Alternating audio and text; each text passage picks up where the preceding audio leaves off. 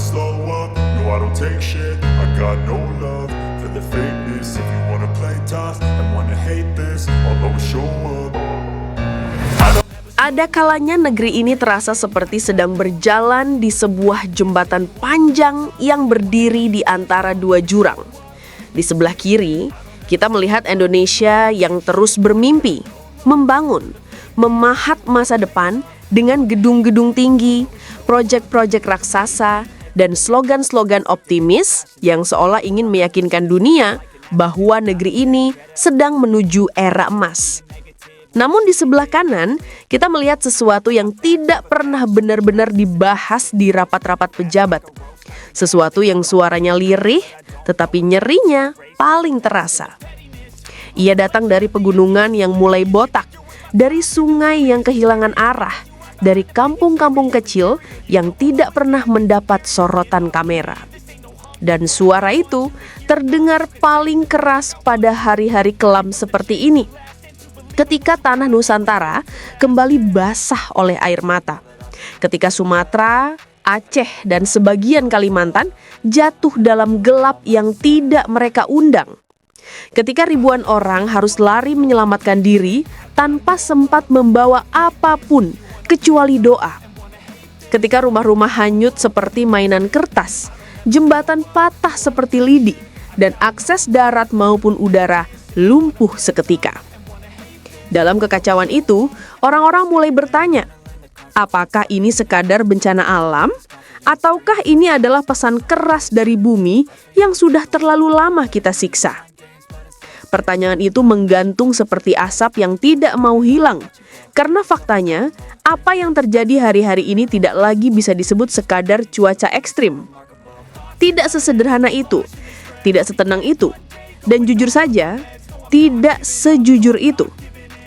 Air bah menerjang seperti raksasa yang bangun dari tidur panjang. Di Aceh, kamera warga menunjukkan banjir bandang membawa batang-batang kayu seukuran badan truk.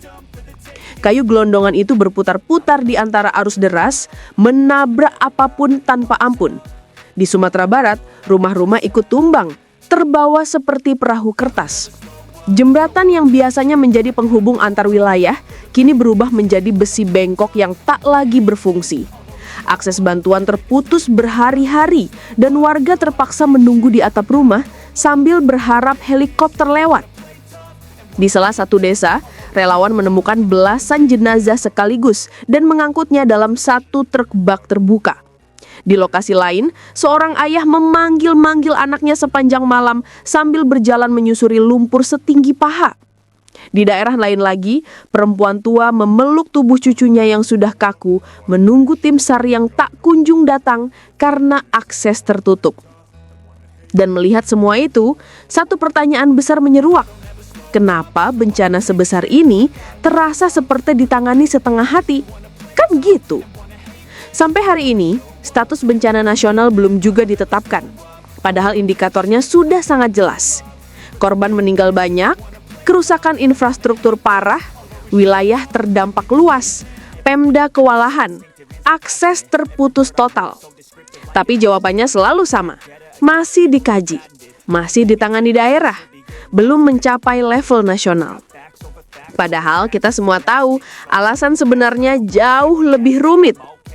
Jika pemerintah menetapkan status bencana nasional, maka operasi besar-besaran TNI Polri harus turun. APBN ikut terlibat penuh. Pemerintah pusat tidak bisa lagi lempar tanggung jawab ke daerah. Semua penyebab bencana harus dibuka secara transparan, termasuk faktor deforestasi.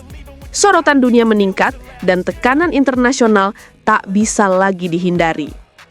Inilah yang membuat status tersebut mahal. Bukan mahal secara uang, tetapi mahal secara konsekuensi.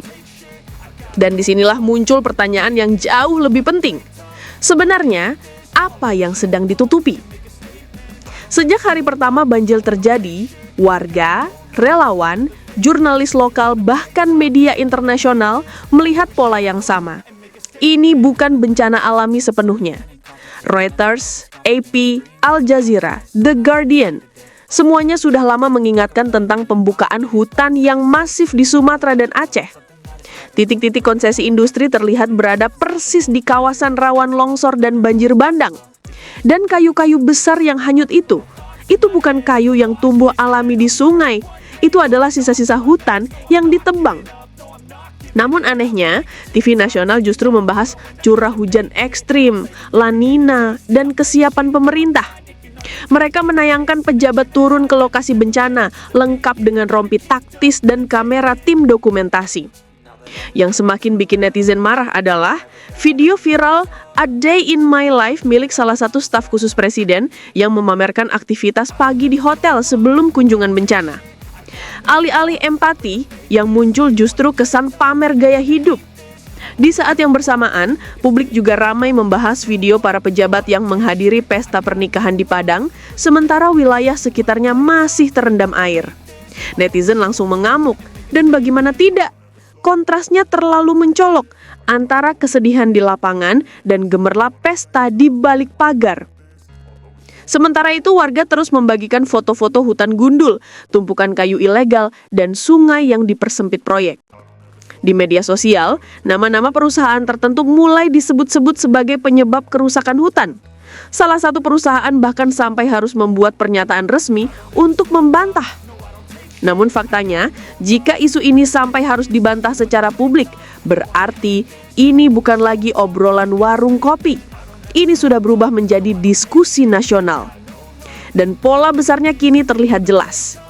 Hutan ditebang, bukit dilukai, sungai disumbat, banjir semakin parah, korban jatuh, cuaca dijadikan kambing hitam. Padahal alam tidak pernah bohong. Di balik data-data itu ada kisah manusia yang lebih menyayat hati. Seorang bapak tua menangis sambil memeluk foto istrinya yang hilang. Ia mengatakan, "Kalau tidak ada dia, saya tidak ada gunanya."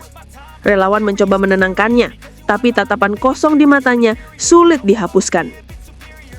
Di Sumatera Utara, satu truk berisi jenazah terpaksa berhenti berjam-jam karena jalan masih tertutup banjir. Jenazah-jenazah itu dibiarkan saja di dalam truk sambil menunggu air surut. Di Tapanuli, seorang anak kecil ditemukan meninggal dalam pelukan ibunya. Dan itu hanyalah sebagian kecil dari kisah-kisah yang tidak sanggup ditayangkan oleh TV nasional. Di luar negeri, media Eropa menyoroti turunnya tutupan hutan Sumatera secara drastis dalam 10 tahun terakhir. Media Jepang bahkan menayangkan grafik lengkap penyebab banjir yang mengarah ke pembalakan liar. Dunia peduli, kadang lebih peduli daripada sebagian pejabat di negeri kita sendiri. Namun di saat negara lambat bergerak, rakyat justru bergerak lebih cepat. Relawan dari berbagai daerah datang membawa makanan, selimut, dan tenaga. Komunitas-komunitas kecil menggalang donasi ratusan juta rupiah dalam hitungan jam. Anak-anak muda tidur 2 jam per malam sambil mengangkut logistik. Mereka tidak menunggu instruksi. Mereka tidak menunggu spotlight. Mereka bergerak karena hati mereka terpanggil. Dan di tengah kehancuran itu, ada kejadian-kejadian kecil yang menjadi pengingat bahwa Tuhan selalu meninggalkan tanda. Di Aceh, sebuah masjid berdiri kokoh tanpa retak di tengah kampung yang rata dengan tanah. Di Sumatera Barat, Danau Singkarak tiba-tiba viral karena airnya mendadak jernih seperti Swiss. Sebuah fenomena aneh yang mengingatkan bahwa alam selalu punya cara berbicara. Terlepas dari apapun, satu hal harus diingat. Bencana ini bukan hanya air yang datang tiba-tiba. Ini adalah cermin. Cermin yang memaksa kita melihat siapa diri kita sebenarnya. Kita bisa saja mengabaikan fakta. Kita bisa pura-pura tidak tahu. Kita bisa menutupi akar masalah dengan konferensi pers. Namun alam tidak pernah bohong. Ia selalu kembali menagih apa yang kita rampas. Jika hari ini kita tidak belajar, maka besok bencana berikutnya hanya soal waktu. Untuk Sumatera, untuk Aceh, untuk semua korban yang tak pernah meminta menjadi tumbal dari ketamakan segelintir orang, doa terbaik selalu menyertai kalian.